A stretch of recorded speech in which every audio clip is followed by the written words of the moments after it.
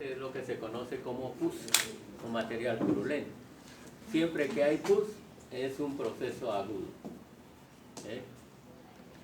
Pero algunas veces puede haber algo de pus y también fibrina. La fibrina que se forma en todos los procesos inflamatorios. Que va a estar dado por qué?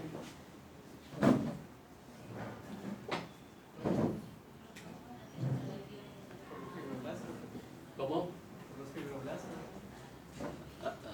En cierta forma pueden intervenir también lo que corresponde al tejido conectivo, ¿no? Puede haber fibrina, pero generalmente está asociado a la producción de un material rosado, ¿no? O eosinófilo, que se da por el proceso plaquetario mayormente, ¿okay? Por acción plaquetaria, ¿okay? La formación de fibrina, ¿okay? Entonces vamos a tener nosotros diferentes tipos de inflamación aguda. La inflamación aguda purulenta o puramente leucocitaria, la otra que es la fibrinoide, en el cual va a predominar la fibrina, ¿okay? Y que presenta leucocitos, sí, sigue presentando, pero predomina la fibrina. Y van a tener una combinación de las dos, ¿no? La inflamación fibrino-purulenta. ¿Okay? Entonces, son diferentes formas de presentación de este proceso agudo. ¿Okay? Lo característico de la inflamación aguda purulenta es lo que presentamos en un slide que corresponde a la meningitis purulenta o meningoencefalitis purulenta. ¿Okay? Purulenta es igual que supurativa, ¿no? ¿Cómo? Purulenta es igual que supurativa. Purulenta, supurativa, sí, son similares. Doctor, Ah, ¿y la cerosa? La cerosa. la cerosa es la fibrinosa. Predomina la fibrina.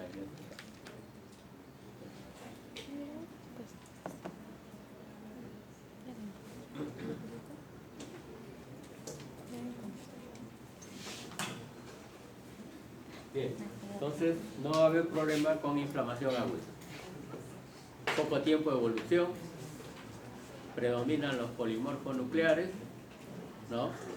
Van a actuar los mediadores químicos característicos, fundamentalmente leucotrienos, la quimioquina, ¿no?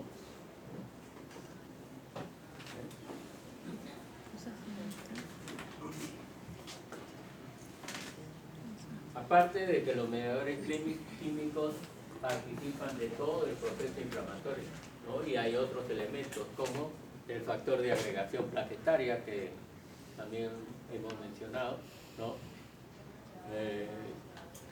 Luego van a tener también el factor de necrosis tumoral, que va a ser más activo incluso cuando se dan procesos crónicos, ¿no? También hay factor de necrosis tumoral.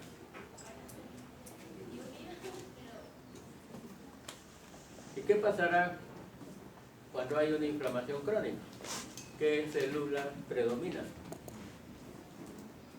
Los linfocitos. ¿Qué células leucocitarias predominan? Linfocitos. Los Linfocitos. Los linfocitos. mononucleares. ¿Okay? En la inflamación crónica van a predominar los linfocitos y los monocitos. Recuerden que los monocitos son macrófagos de la sangre. Siguen siendo macrófagos en torrente sanguíneo. Pero cuando pasan a los tejidos, ¿no? Ahí sí se les conoce ya no como monocitos, se les conoce propiamente como macrófago tisular, ¿no? Es el mismo monocito, pero que se convierte en un macrófago tisular, macrófago del tejido. ¿Okay?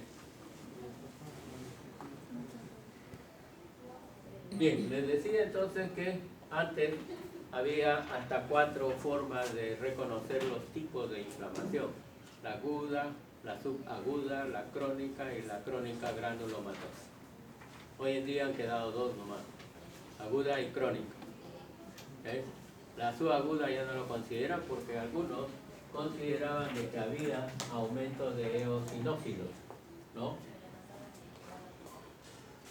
Pero hoy en día se considera que los eosinófilos predominan en qué tipo de inflamación o infección. En las infecciones parasitarias o en las inflamaciones de tipo alérgico. ¿Okay? Los eosinófilos aumentan ahí en cantidades considerables, ¿no? En el caso de las alergias, sobre todo en el asma, va a haber un incremento de eosinófilos. Por lo general se da desde el inicio ese incremento de eosinófilos y le va a certificar de que se trata de este tipo de lesión, ¿no? Alteraciones respiratorias o un hemograma donde predominan los eosinófilos, ¿no? O están prácticamente elevados, puede considerarse eso como un asma, si es que hay proceso respiratorio, ¿no? Alteraciones respiratorias. Pero los eosinófilos, como han mencionado ustedes, predominan también en las parasitosis. ¿Okay? Por lo general, hasta ahora se sigue considerando, ¿no?, que las parasitosis son más evidentes en los pacientes que provienen de qué zona de nuestro país. De la selva, así es, ¿no? Hasta ahora se sigue considerando de esa forma, pero en nuestro medio también hay, sobre todo en los barrios marginales, ¿no? En la zona donde no hay casi agua y desagüe, ¿no? Están contaminados, sobre todo en los niños que están desnutridos. Por lo general, la desnutrición va asociado con parasitosis. Y los parásitos que en nuestro medio se consideran más evidentes son los... ¿O qué parasitosis? Aquí en nuestra capital, por lo general, ascaris. Las ascaridiasis. También la oxiurasis. Son los más frecuentes. En cambio, si un paciente proviene de la selva, encuentran otros tipos de parásitos, ¿no? Entre ellos, ustedes habrán escuchado mencionar lo que es el trichura, ¿no? Puede tener ese tipo de parásitos, ¿no? En nuestro medio muy poco, acá en la costa. ¿Sí? Entonces siempre hay que tener en cuenta cómo se presenta un hemograma en un paciente. En base a ello tienen ustedes que deducir qué es lo que tiene. Primero, si es agudo o es crónica su dolencia. ¿Okay? En segunda instancia, de acuerdo a los parámetros que tengan de los datos clínicos, pueden pensar ya en otras enfermedades, ¿no? Si es una enfermedad puramente aguda o es una enfermedad. ¿Sí? Hay que tener en cuenta siempre el tiempo de evolución, no se olvide. ¿Sí? Bien. Antes el periodo subagudo era considerado el periodo agudo era considerado los 7 primeros días. El periodo subagudo del 7º al 15º día. Y recién ahí se considera el proceso crónico, ¿no? Pero después cambió totalmente esta forma de pensar. ¿Por qué? Hoy en día solamente es agudo a lo mucho hasta los 4 primeros días.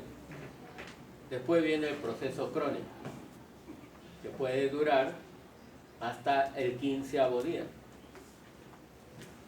Y luego viene el proceso crónico granulomatoso, ¿okay?, que dura más de 15 días. ¿Okay? Y antes teníamos la campaña del Ministerio de Salud por tuberculosis, cuando nos decía, si tienes tos por más de 15 días, acude a tu centro de salud para que te hagan el despistaje de tuberculosis, ¿no? Entonces, La tuberculosis se presenta siempre después del 15º día de evolución de la enfermedad, ¿no? Entonces, hoy en día ya se dejó ese tipo de propaganda, ¿no? Pero siempre hay que pensar en esa entidad. Recuerden que la tuberculosis se presenta con mucha frecuencia en nuestro medio, no hay que olvidarlo. ¿Bien?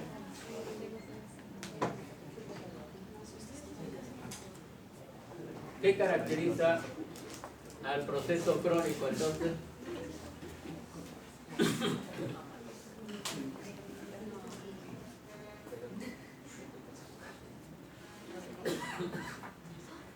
Su tiempo de evolución va más allá de los 4 días para considerar un proceso crónico.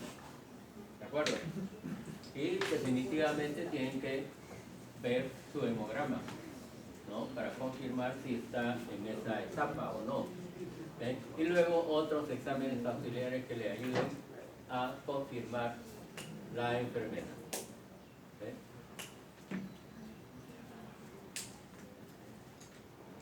Bien, habíamos mencionado algunos ejemplos de procesos crónicos, por ejemplo una neumonía o bronconeumonía crónica, ¿no? El asma es crónico por excelencia, ¿no es cierto? ¿Sí? Luego, ¿qué otra entidad crónica?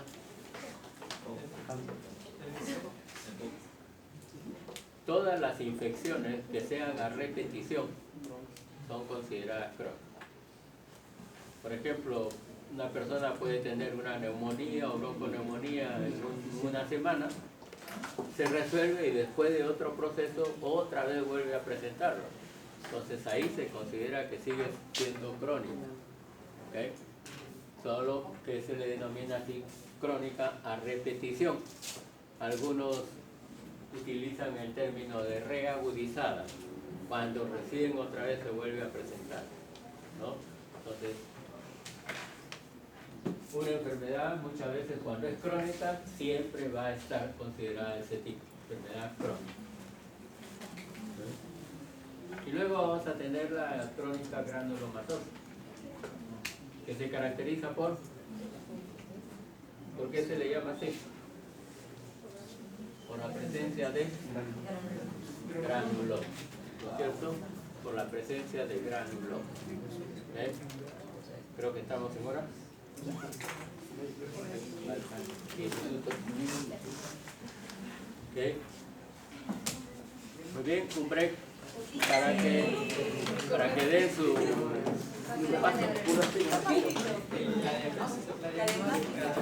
paso. La evaluación diagnóstica. Oye, ¿cómo dijo?